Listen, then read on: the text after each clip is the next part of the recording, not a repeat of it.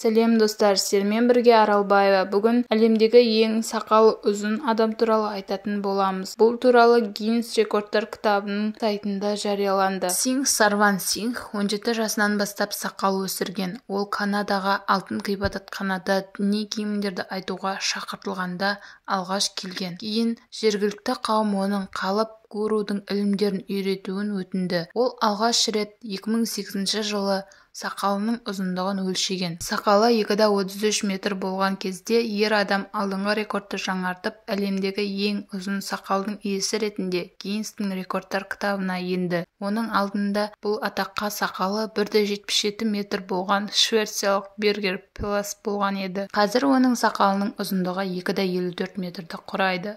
Сарван ешқашан сақалын қимаған және күн сайын мұқият қарап жуады, кептіреді, кондиционер мен май жағып, одан кейін тарайды. Күтімнің қиындығына қарамастан ер адам сақалын жақсы көреді. Ол әдетте күндіз сақалын байлап қояды, ал арнайы шаралар мен діни рәсімдерде сақалын босатып жібереді. Сарван сақалын Құдайдың сыйы деп рекордын мақтан тұтады.